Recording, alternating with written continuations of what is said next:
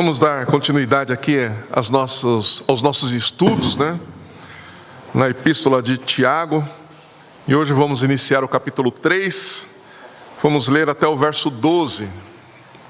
Diz assim: Meus irmãos, muitos de vós não devem ser mestres, sabendo que seremos julgados de forma mais severa. Todos tropeçamos em muitas coisas. Se alguém não tropeça no falar, esse homem é perfeito e capaz de refrear também seu corpo inteiro. Se colocamos freios na boca dos cavalos para que nos obedeçam, então conseguimos dirigir-lhes o corpo todo. Vede também os navios, embora tão grandes e levados por ventos impetuosos, são conduzidos por um pequenino leme para onde o timoneiro quer. Assim também, a língua é um pequeno membro do corpo, mas se gaba de grandes coisas. Vede como um grande bosque é incendiado por uma faísca. A língua também é um fogo, sim, como um mundo de maldade.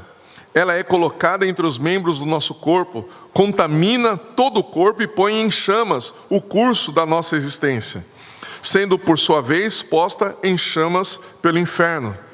Pois toda espécie de feras, aves, répteis e animais marinhos doma-se e se tem sido dominada pelo gênero humano. Mas nenhum homem pode domar a língua. É um mal que não se pode conter, está cheia de veneno mortal. Com a língua bendizemos o Senhor e Pai, e com ela amaldiçoamos os homens feitos à semelhança de Deus. Da mesma boca podem proceder bênção e maldição. Meus irmãos, isso não deve ser assim. Será que da mesma fonte podem jorrar água doce e água amarga? Meus irmãos, acaso uma figueira pode produzir azeitonas ou uma videira figos?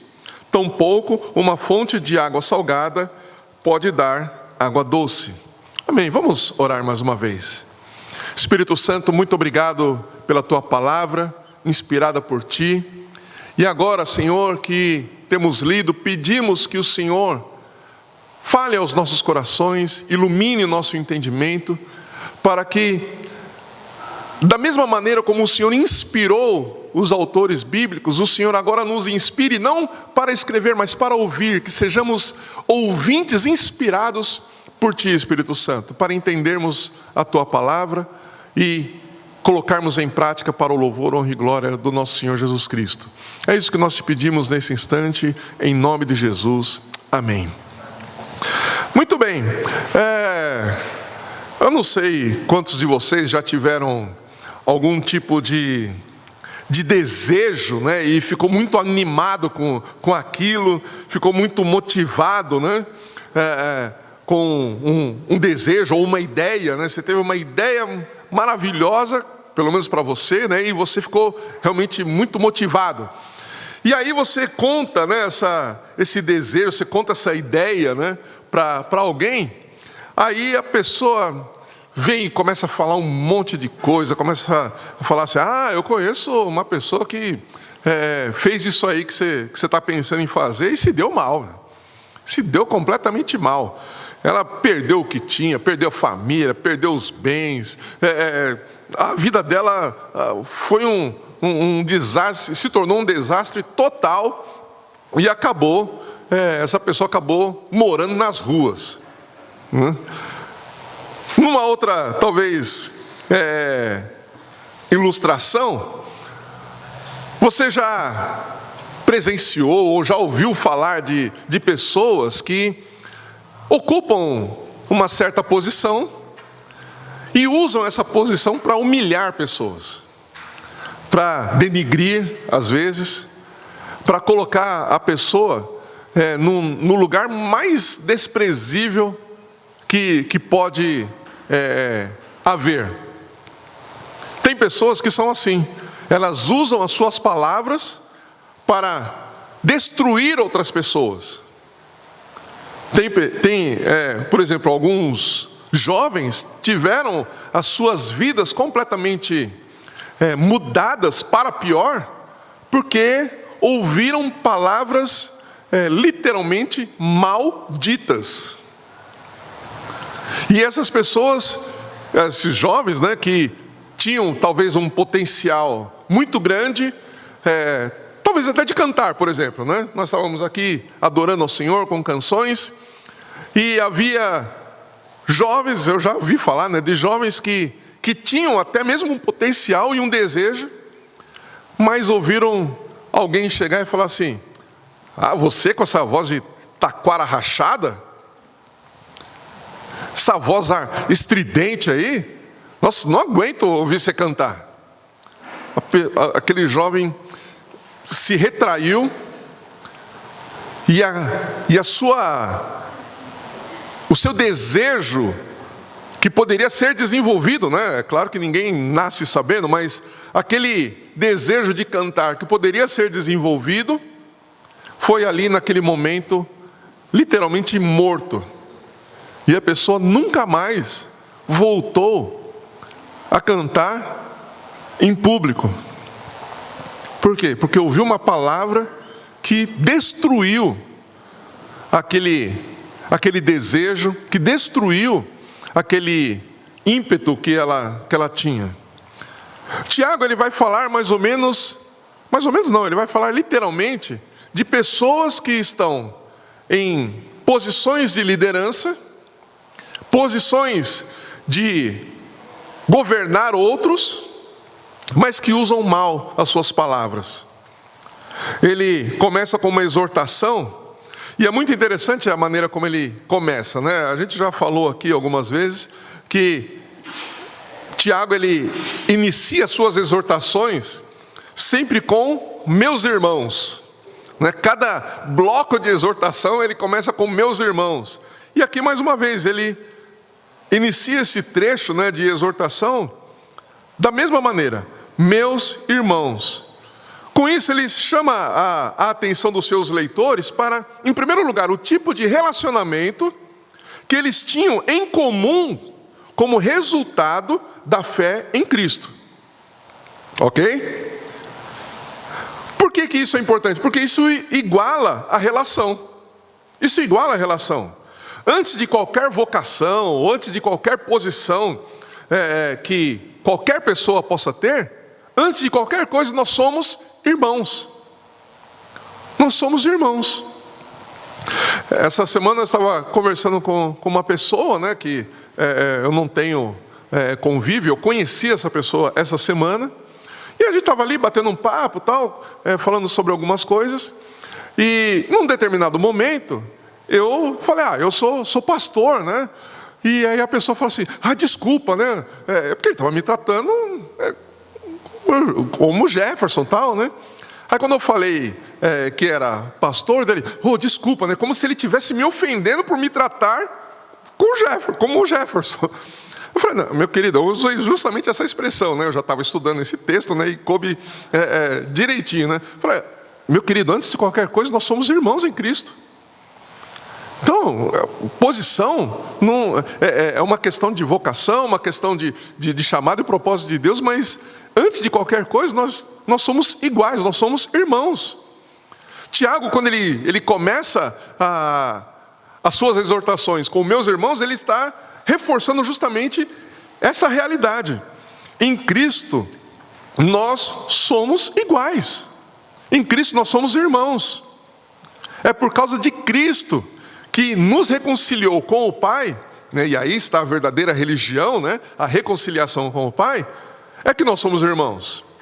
Em outras palavras, ainda que nossas vocações possam parecer indicar algum tipo de posição superior, em Cristo ninguém é melhor do que ninguém. Nós estávamos estudando isso há pouco no Ministério de Ajuda com o Samuel. Ninguém é melhor do que ninguém. Somos todos irmãos. Amém? Ter isso em mente é importante, por quê? Porque é o nosso relacionamento com Cristo que deve determinar a maneira como nós nos relacionamos uns com os outros e como todos nós, como igreja, devemos nos relacionar com o mundo. É o relacionamento com Cristo que vai determinar todas as formas de relacionamento que nós vamos ter entre nós e nós como igreja em relação ao mundo. Nesse sentido, nós devemos nos lembrar também do que o próprio Jesus disse lá em Mateus 23:8. Ele diz: vós, porém, não queirais ser chamados Rabi, porque um só é o vosso mestre e todos vós sois irmãos. Uma vez então que isso fica claro, não é, para quem Tiago está escrevendo, ele se dirige agora especificamente para aqueles que, sim, por conta de vocação, e na realidade a gente vai ver que não é tanto de vocação assim, mas aqueles que de alguma maneira estão ocupando posição de liderança. Ele vai se dirigir primeiro a estes. É o que a gente vê no verso, aqui na continuidade do verso 1. Ele está falando, ele vai se dirigir agora para aqueles que ocupam posição de autoridade, que são ou deveriam ser exemplo e têm uma certa responsabilidade sobre outras pessoas. Então ele vai dizer, na continuidade do verso 1, muitos de vós não devem ser mestres, sabendo que seremos julgados de forma mais severa. Ele coloca aqui, muitos de vós não devem ser mestres. Por quê? Porque liderar pessoas requer também a percepção de que cada decisão que um líder toma significa muito mais do que conduzir pessoas a alcançar um objetivo. Liderar não é só levar pessoas a alcançar um objetivo. Biblicamente não é só isso. Não está restrito a isso. Envolve isso também, mas não está restrito a isso. Quando alguém tem uma posição de liderança, a liderança, ou tudo aquilo que ela faz, ou a maneira como ela conduz os seus liderados, vai mudar também o rumo da vida dessas pessoas. Então não é só indicar o lugar em que vai chegar. Aquilo que é falado, a maneira como a liderança é exercida, muda o rumo da vida das pessoas. Uma boa liderança, ela tem uma influência sobre os liderados, de tal forma que em qualquer lugar que ela estiver, ela vai agir em conformidade com a orientação, com a boa orientação que ela recebeu. Se alguém trabalha numa boa empresa e ela tem um bom líder, um bom gestor, que ajuda essa pessoa a se desenvolver, ajuda o colaborador, ele é ajudado a se desenvolver e ele passa a ter uma consciência de serviço, vamos dizer assim, né, de operação, ele acaba trazendo isso para também as outras esferas da sua vida. Se ele chega na empresa como um aprendiz, aí ele tem um bom gestor que o ajuda a organizar as suas tarefas, ele vai trazer isso para a sua casa também. Ele que é desorganizado em casa, passa a exercer a organização de uma forma muito mais eficiente também dentro de casa. Na igreja, aquilo que nós aprendemos com a boa liderança, a gente acaba também levando isso para as outras esferas da nossa vida, para a nossa casa, para o nosso trabalho, para as nossas relações sociais. Por quê? Porque um bom líder, ele entende que aquilo que ele fala, aquilo que ele faz, a maneira como ele conduz os seus liderados, aquilo vai afetar também toda a vida da pessoa que ele lidera. Mas a exortação de Tiago aqui está voltada para o tipo de liderança que hoje a gente pode chamar de tóxica. Ele faz um alerta sobre os danos que as palavras podem causar, e ele lembra os líderes que cada um deverá prestar contas do que fala e das intenções com que fala para Deus. Então ele está falando aqui muito mais do que simplesmente chegar e falar assim: olha, eu sou o líder aqui, eu estou numa posição em que eu sei para onde a gente tem que ir, então você vai fazer o que eu mando, e você vai, então, se você não seguir o que eu mando, você vai se dar mal. É muito mais do que isso. Ele está falando: olha, você que ocupa uma posição de liderança, saiba que se você não for um bom líder, e aqui ele tinha, de fato, uma visão de que para quem ele estava se dirigindo não eram bons líderes, ele está dizendo o seguinte: você vai ter que prestar contas para Deus. Você acha que você não precisa prestar contas para ninguém? Você precisa prestar contas para Deus, e você vai prestar contas para Deus. Repetindo o que o pastor Silvio sempre fala aqui, e hoje de manhã, um pouco mais cedo, a gente estava estudando sobre isso também.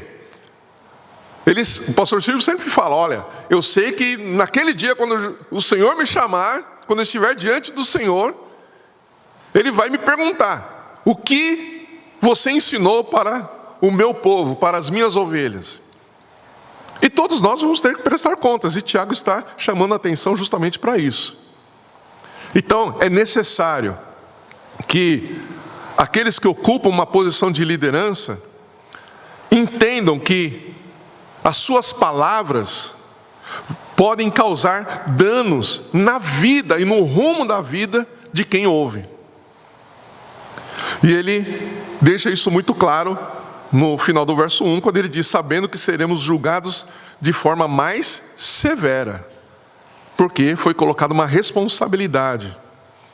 E aí, dentro desse contexto aqui, o que Tiago está falando para os seus leitores, né, e Deus está falando conosco, é sobre o controle e motivação daquilo que nós falamos.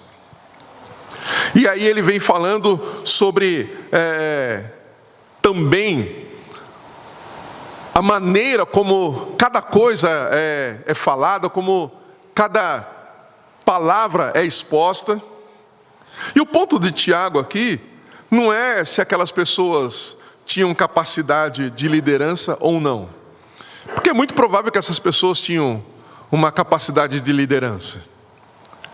Mas você já parou para pensar, não sei quantas vezes você já leu esse texto, mas você já parou para pensar por que ele diz: muitos de vós não devem ser mestres, ainda que tenham capacidade de liderança? Por que eles não deveriam ser mestres? Porque, pelo menos na versão aqui que nós estamos lendo, Tiago parece que está afirmando isso. Muitos de vós não devem ser mestres. Por quê? Porque eles não tinham, apesar da capacidade de liderança, eles não tinham maturidade espiritual para liderar. Há uma diferença. E Tiago ele vai explorar justamente essa diferença. Nos versos 2 ao 4 ele vai tratar justamente sobre isso.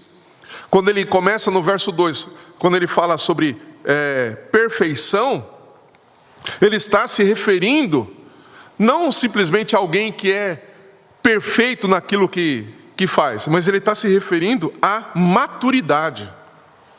Maturidade espiritual. Ele está falando de alguém que alcançou a maioridade. Alguém que é responsável e está plenamente desenvolvido para ocupar aquela posição. É mais do que capacidade técnica. É mais do que carisma para liderar. Ele está falando de um desenvolvimento que a gente vai ver daqui a pouco, que é atribuído à maturidade. A maturidade espiritual que Tiago levanta aqui, né, que leva ao controle de todas as esferas da nossa vida, não vem necessariamente da experiência de vida. Não vem necessariamente do conhecimento intelectual que a gente tem, não vem do mero cumprimento da lei, nem mesmo da nossa suposta boa vontade, ainda que todas essas coisas possam ser importantes. Esta maturidade é resultado da nossa comunhão e submissão a Jesus, por meio do qual nós fomos feitos irmãos. Essa maturidade espiritual que Tiago está explorando aqui, está mostrando claramente que aqueles líderes a quem ele estava se dirigindo não tinham, era a comunhão submissa a Jesus. Por isso eles não tinham maturidade espiritual. O escritor aos Hebreus, no capítulo 5, verso 12, diz o seguinte: de fato, embora já devesseis ser mestres, ainda precisais que alguém vos ensine de novo os princípios elementares da palavra de Deus, e vos tornastes necessitados de leite e não de alimento sólido. Ele está falando aqui justamente de pessoas que, pelo tempo de conversão, já deveriam ter uma comunhão tão profunda com o próprio Jesus, que já poderiam estar liderando corretamente as pessoas. O escritor aqui diz que essas pessoas não alcançaram essa maturidade, ainda precisa do leitinho. Num dia frio como esse, se der uma feijoada, tem uma congestão. Por quê? Porque é imaturo ainda, mas já deveriam ser maduros. A comunhão com Cristo, o relacionamento com Cristo, a submissão ao que Cristo fala e ensina e ordena e manda, os preceitos da palavra de Deus, é que nos levam à maturidade. E Tiago está falando aqui justamente de pessoas que estavam ocupando posições de mestres, mas que não tinham maturidade espiritual. Jesus, que é o nosso grande mestre, ele disse o seguinte, e que está registrado em Mateus 11, 29. Tomai sobre vós o meu jugo e aprendei de mim, que sou manso e humilde de coração, e achareis descanso para a vossa alma. O que Jesus está falando? Jesus, o grande mestre, o que ele está falando? Que vocês, ou que nós, ou todos aqueles que ocupam alguma posição de liderança, devem aprender com ele, que é manso e humilde. Manso por quê? Porque ele sempre faz, tá bom, você não quer fazer, tudo bem, né? Que pena, né? Puxa vida, queria tanto que você fizesse. Não, a mansidão não é isso. A mansidão que Jesus se refere aqui é porque ele se deixava, enquanto ele estava aqui, né, como homem, vivendo como homem, ele se deixava ser dirigido por Deus. Ele se deixava ser conduzido pelo Espírito Santo. Ele mesmo disse que o filho não faz nada que o pai não peça. Ele declarou de uma maneira muito explícita que ele veio para fazer a vontade do Pai. E ele não fazia nada que o Pai não quisesse. Ele se deixava ser dirigido por Deus. E é nisso que está a mansidão, em se deixar ser dirigido por Deus, em estar em comunhão com Ele e permitir, então, que Ele conduza o rumo e as direções da nossa vida, dos nossos pensamentos, dos nossos desejos, e da onde a gente deve ir. Ele era humilde. Ele era humilde porque ele reconhecia que precisava de Deus. Então a mansidão é se deixar ser dirigido, e a humildade é reconhecer que precisa ser dirigido. É o que Jesus está falando aqui. Ele, o grande mestre. Ele, o grande mestre. Mais uma vez, nós estávamos estudando aqui, né, sobre o ministério de ajuda, e o Samuel, quando deu o exemplo de Jesus, qual foi o exemplo que ele deu? Quem é maior, aquele que serve ou o que é servido? É aquele que, quem é maior? O que é servido, não é? Mas Jesus estava ali servindo. O grande mestre nos dando o exemplo de como nós devemos viver. E é nessa comunhão com Cristo que nós, de fato, alcançamos a maturidade espiritual, que é o ponto de Tiago aqui. E essa maturidade vai promover dois resultados muito claros. O primeiro é o controle daquilo que nós falamos. O segundo é uma clara intenção de edificar quem ouve. O primeiro ponto, então, que eu quero tratar com vocês sobre isso, é o controle daquilo que nós falamos. Tiago, ele mostra, então, que a perfeição, ou a maturidade espiritual, vai nos dar a condição de nós controlarmos o que nós falamos, assim como o cavalo é controlado por uma rédea e o navio é controlado por um pequeno leme. Mas um cavalo, ele tem um cavaleiro. O navio, ele tem ali aquele... o capitão, mas tem um outro nome lá do... Timoneiro, isso.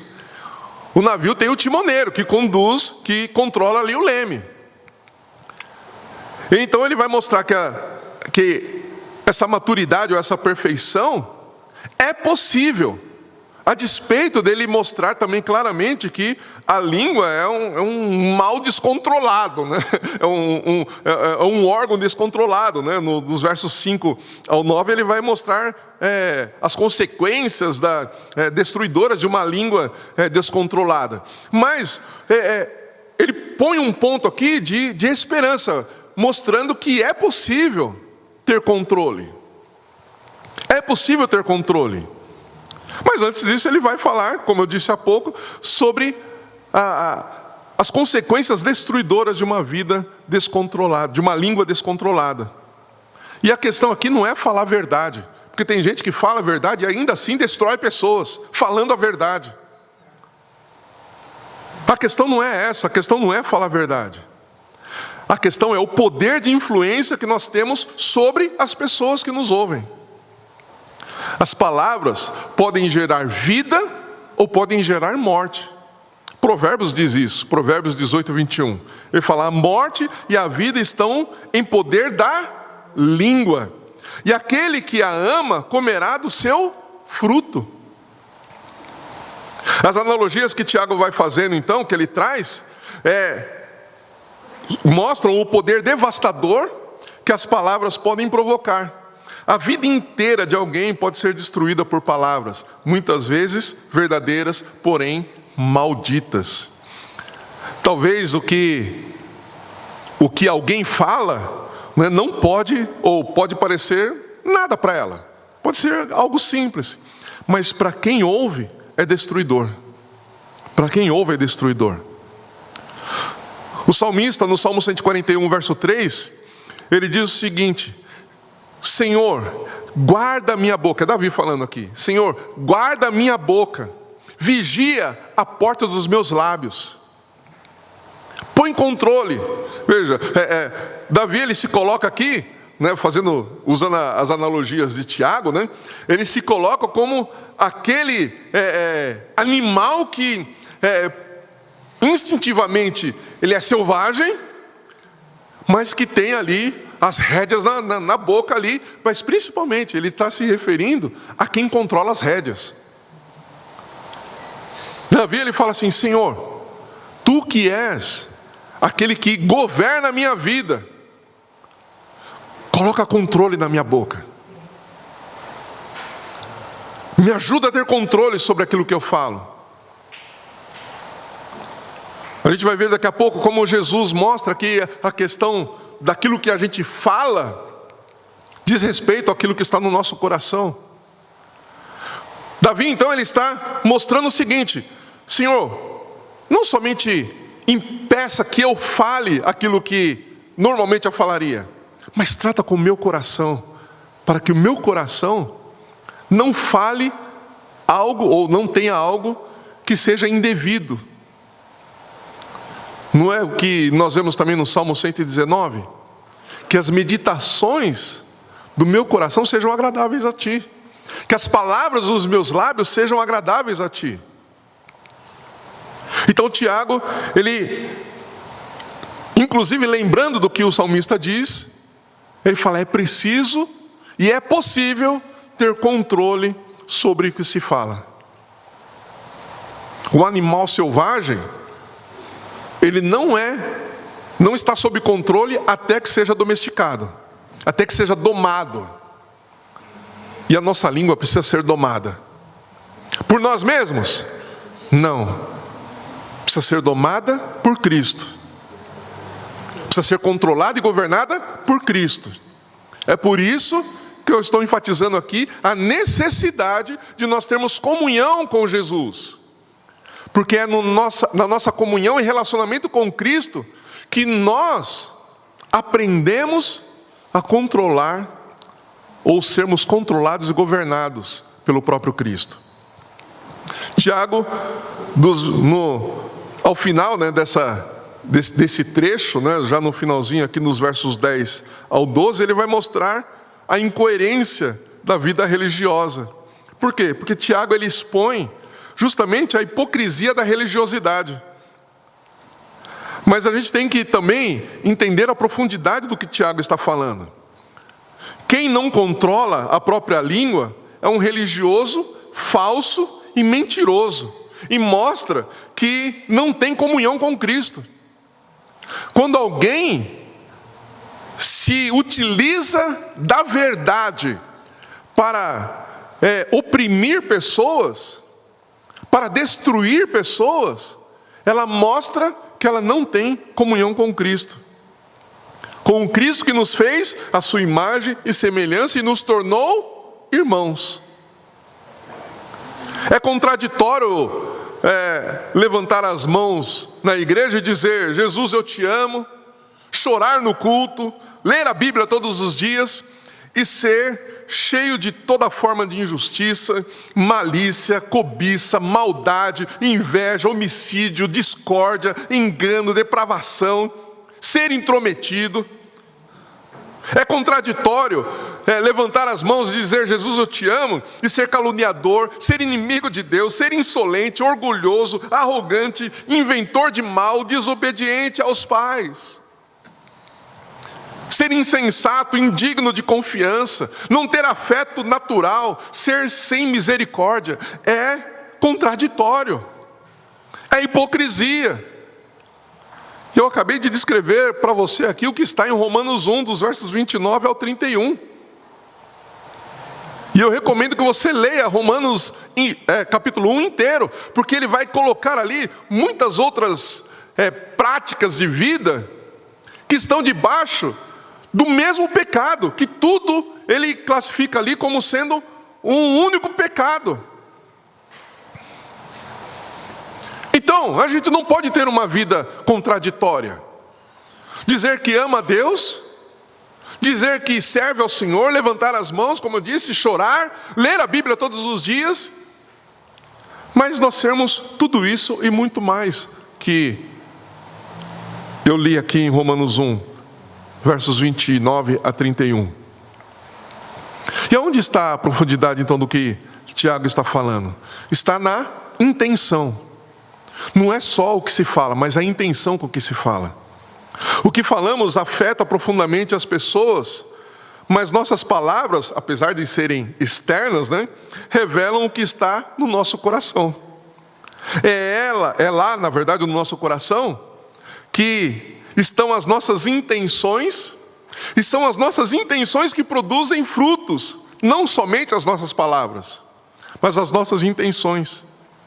A fonte de água amarga, que Tiago vai relatar aqui também de alguma forma, mas na verdade Jesus é quem fala sobre isso, A fonte de água amarga pode jorrar água doce, mas quem bebe, na verdade, a fonte de água amarga pode dizer que jorra água doce, mas quem bebe dessa água ou dessa fonte vai sentir o amargor. Então a fonte pode dizer: não, minha água é doce, mas quem bebe da água dessa fonte vai perceber que a água é amarga. Uma figueira pode dizer que produz azeitona, mas o fruto que é colhido dela são figos. Ou alguém espera colher figos da videira? É impossível.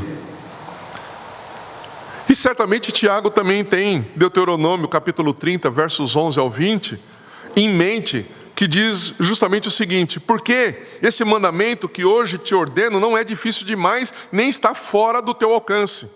Não está nos céus para dizeres: quem subirá ao céu por nós e o trará e o anunciará para nós, para que obedeçamos a ele. Nem está do outro lado do mar para dizeres: quem atravessará o mar por nós e o trará e o anunciará para nós, para que obedeçamos a ele. Sim, a palavra está muito perto de ti, na tua boca e no teu coração, para que a cumpras. Vê que hoje coloquei diante de ti a vida e o bem, a morte e o mal, se obedecerdes ao meu mandamento, que hoje te ordeno, de amar o Senhor teu Deus, veja, comunhão com Ele, de andar nos seus caminhos e guardar os seus mandamentos, obediência, seus estatutos e seus preceitos, então viverás e te multiplicarás, e o Senhor teu Deus te abençoará na terra em que estás entrando para possuir. Mas se o teu coração se desviar e não quiseres ouvir, e fores seduzido para adorar e cultuar outros deuses, declaro-te hoje que certamente serás destruído. Não prolongarás teus dias na terra em que entrarás para possuir, depois que atravessares o Jordão.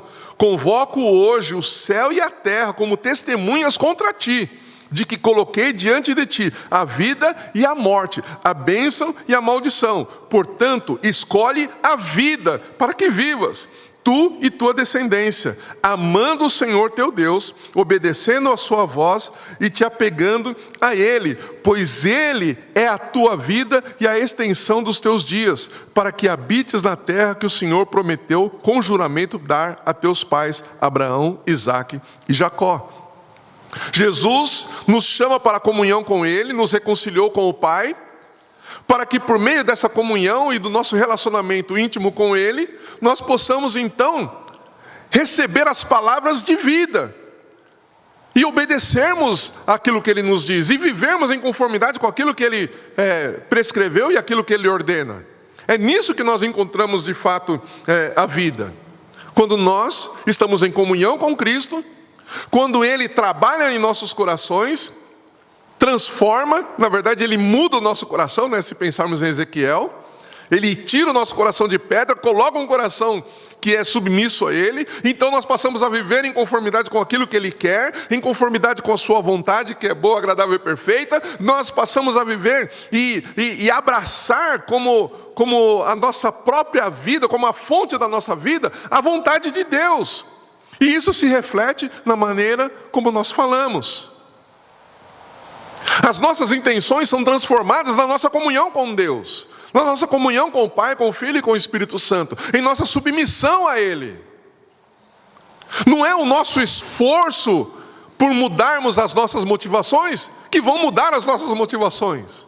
É a nossa submissão a Cristo que muda as nossas motivações, que mudam os nossos desejos, que mudam as nossas vontades. Afinal de contas, Paulo diz claramente que dele vem tanto o querer como o efetuar. Ele coloca em nós um novo desejo, Ele coloca em nós novas intenções. As intenções que estão em conformidade, em harmonia com aquilo que está no coração dEle. E é para isso que Ele nos chama. Jesus também mencionou isso lá em Lucas 6, 43 ao 45, quando Ele diz: pois não existe árvore boa que dê fruto mau, nem árvore má que dê fruto bom. Toda árvore é conhecida pelo fruto. Pois não se colhem figos de espinheiros, nem uvas dos espinhos. O homem bom tira o bem do bom tesouro do seu coração, e o homem mau tira o mal do seu mau tesouro, pois a boca fala do que o coração tem em grande quantidade. Então veja, se a língua é tão poderosa que nós não podemos domá-la, como o próprio Tiago diz, é necessário que alguém mais poderoso venha domá-la. E eu e você não somos essa pessoa. Eu e você não somos essa pessoa. A gente não consegue domar a própria língua. Mas o que Pedro disse lá na sua primeira carta, capítulo 3, verso 10: pois quem quer amar a vida e ver dias felizes, refreie a língua do mal e os lábios de falar coisas enganosas. Esse domínio é um domínio que vem pela ação do Espírito Santo em nós. É Ele quem nos dá o domínio próprio. É Ele quem nos dá o domínio sobre aquilo que nós falamos e as intenções com que nós falamos. Paulo diz isso claramente. Pensando em Isaías, por exemplo, quando ele estava diante da glória de Deus, você conhece o relato lá no capítulo 6, ele diz assim nos versos 5 ao 7. Então eu disse: ai de mim, estou perdido porque sou homem de lábios impuros, e habito no meio de um povo de lábios impuros, e os meus olhos viram o Rei, o Senhor dos Exércitos. Então um dos serafins voou até mim, trazendo na mão uma brasa viva, que havia tirado do altar com uma tenaz. Tocou-me a boca com a brasa e disse: Agora isso tocou os teus lábios. A tua culpa foi tirada e o teu pecado perdoado. O que aconteceu? Isaías estava diante de Deus, percebeu que ele tinha lábios impuros, que as suas intenções eram impuras, e viu que ele não tinha condição alguma de mudar aquela condição da sua própria vida. Mas então, Deus, ali a Trindade, envia um serafim com uma brasa que sai do altar, com fogo que sai do altar, e com aquilo que sai da presença de Deus, toca a vida de Isaías e muda o coração de Isaías. A sua inspiração ou a sua vida que era influenciada pelo pecado, pelo erro, pela mentira, pelo engano, pela impureza, como ele mesmo diz, agora foi purificado. O pecado foi extirpado da vida dele, no sentido de que não tinha mais domínio sobre ele. Então as suas palavras já não estavam mais debaixo do domínio do pecado nem da impureza, porque ele foi tocado por Deus. Mas ele foi tocado por Deus aonde? Na presença de Deus, não longe da presença de Deus. E é isso que nós precisamos entender. Como eu disse, nós não podemos mudar a nossa própria vida, a gente não consegue dominar a nossa própria língua, porque é um mal indomável. As nossas palavras, quando a fonte somos nós mesmos, ainda que a gente possa mascarar com boas intenções, ela está cheia de veneno. Ela está cheia de veneno. Ela vai contaminar as pessoas. Vai gerar nas pessoas aquilo que Deus não quer que seja gerado no coração delas. Isso é destrutivo. Isso é destrutivo. Mas quando nós estamos debaixo da direção do Espírito, quando nós estamos submissos ao próprio Jesus, então Ele trabalha nos nossos corações e nas nossas intenções. Ele purifica o nosso coração. Não significa que a gente não vai mais errar, não é isso que eu estou dizendo. O que eu estou dizendo é que as nossas intenções passam a ser transformadas pelo próprio Espírito. E aí a gente chega no segundo resultado que a maturidade produz, que é uma clara intenção de edificar quem nos ouve. Paulo, lá em Efésios capítulo 4, verso 29, ele diz o seguinte: não saia da vossa boca nenhuma palavra que cause destruição, mas só a que seja boa para a necessária edificação, a fim de que transmita graça aos que ouvem. Ele está falando aqui de intencionalidade. Nós temos que ser intencionais naquilo que a gente fala. E a intenção com que a gente fala deve ser aquela intenção que é produzida pelo próprio Jesus em nosso coração. E o que Jesus produz? Torna a citar aqui Lucas capítulo 6, agora só o verso 45. Jesus disse: o homem bom tira o bem do bom tesouro do seu coração. Jesus é quem coloca esse bom tesouro no nosso coração. E quando nós vamos falar, nós temos que buscar esse bom tesouro. E as nossas intenções ao falarmos com alguém devem ter como fonte esse bom tesouro que Jesus colocou no nosso coração. Então, quando a gente fala, quando a gente se dirige a alguém, é claro, eu não estou aqui, não vou entrar no mérito também de quem ouve, porque nós, quando nós ouvimos, precisamos também ter um coração quebrantado, precisamos ter um coração que precisamos ser bons ouvintes, não é isso que o Tiago também fala no começo, né? Estejam prontos para ouvir e do que para falar. A gente precisa aprender a ouvir, isso é fato, a gente precisa aprender a ouvir. Mas quando nós estamos na posição de falar, nós precisamos ter essa intenção, nosso coração. A gente precisa tirar do bom tesouro que Jesus colocou no nosso coração. Porque isso tem que ter, tudo o que a gente falar, tem que ter a intenção de edificar. Ainda que muitas vezes confronte. Mas o confronto não é para você dizer, olha, sou eu que mando e você tem que me obedecer. Não, o confronto é para conduzir essa pessoa para mais perto de Cristo, para que ela esteja adequada à vontade de Jesus e não à sua vontade. Mas isso só é possível se nós estamos submissos a Jesus. Se na nossa mente o propósito daquilo que a gente fala é conduzir a pessoa a entender o que Cristo quer, não o que eu quero ou o que você quer. Percebe? Porque se for para a pessoa fazer simplesmente o que eu quero, isso não gera vida. Eu não estou falando algo que sai do bom tesouro que Cristo colocou no meu coração. Eu estou sendo um homem mau que tira do seu mau tesouro aquilo que fala. Mas na comunhão com Cristo, nós vamos sendo cheios da sua palavra, nós vamos sendo cheios da sua vontade, nós vamos sendo cheios e vamos nos alimentando do próprio Cristo.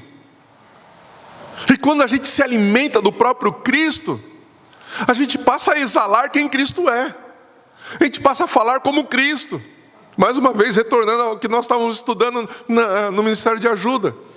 Pedro tentou negar Jesus, mas não tinha como negar, porque ele tinha andado com Cristo. Ele ouviu Jesus, ele aprendeu de Jesus, ele absorveu o que Jesus havia ensinado.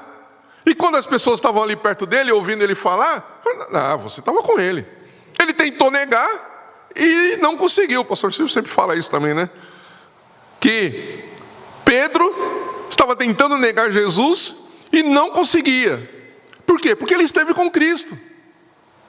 Muitas vezes a gente fala assim, eu sou cristão, as pessoas, não, você é cristão? Desse jeito? Não, você não é, não. Cristão verdadeiro não é que nem você. Pedro estava tentando negar e não conseguia. A gente está tentando convencer as pessoas que nós somos cristãos, a gente também não consegue. Mas o ponto é que, quando nós estamos em Cristo, quando nós nos submetemos a Ele, nós passamos a ser quem Ele é. A gente não acabou de cantar sobre isso? Ele se vestiu de quem nós somos, para que nós pudéssemos ser como Ele é. Não é maravilhoso isso? E quando então nós estamos nesta condição e temos essa comunhão com Cristo, as nossas palavras passam a produzir frutos de vida eterna. Elas não são mais destruidoras. Elas podem continuar sendo desafiadoras, mas elas não são destruidoras. Elas vão gerar vida. Ao invés de destruir, vai construir. Ao invés de gerar morte, vai tirar da morte. O próprio Pedro disse, quando Jesus falou, vocês querem ir embora também? Ele disse, para quem iremos nós? Só o Senhor tem as palavras de vida eterna. Que as pessoas, quando nos ouvirem, também possam ter essa percepção de que aquilo que nós estamos falando foi inspirado por Jesus. Nós estamos influenciados pelo próprio Cristo, e por isso elas vão ter a percepção de que estão recebendo palavras de vida, cuja fonte é o próprio autor da vida, Jesus Cristo. Amém? Era isso que eu tinha para compartilhar com vocês desse trecho das Escrituras. Espero que você tenha entendido. Espero que você seja impulsionado a uma comunhão mais íntima com Cristo, para que nesta comunhão com Cristo Ele possa colocar no seu coração o bom tesouro que Ele tem, para que desse bom tesouro você possa tirar palavras que geram vida eterna. Amém? Vamos orar. Senhor Deus, bendito e gracioso, nós te agradecemos, porque o Senhor tem sido muito bom para conosco. O Senhor tem nos chamado a atenção para que nós possamos viver uma vida de fé que não é superficial, mas uma vida de fé que nos leva a uma responsabilidade de cuidar sim das pessoas, mas também de gerar vida para aqueles que nos ouvem. Nós, ó Pai, não temos poder sobre a nossa própria língua e sobre as nossas próprias intenções, mas nós nos rendemos a Ti, nós nos submetemos ao Senhor, para que o Senhor venha controlar a nossa vida, para que o Senhor venha controlar o nosso coração, para que o Senhor venha mudar as nossas intenções e motivações, a fim de que tudo aquilo que nós dissermos não sejam palavras que destroem, mas sejam palavras que confrontam, mas que geram vida. Em nome de Jesus, nós te pedimos, Espírito Santo, nos conduz para este lugar de submissão, nos conduz para este lugar de compreensão, nos conduza para este lugar onde nós somos tocados pelas brasas que saem do altar de Deus e purificam a nossa vida e nos santificam e nos livram da escravidão, do pecado e das influências deste mundo. Queremos sair da esfera de influência deste mundo para vivermos debaixo da esfera da Tua influência sobre nós. É o que nós te pedimos, ó Pai, e que tudo que nós falarmos possa de fato gerar vida eterna. É em nome de Jesus que nós oramos e te agradecemos, ó Pai, pela Tua santa palavra e pela Tua presença em nossas vidas. Amém.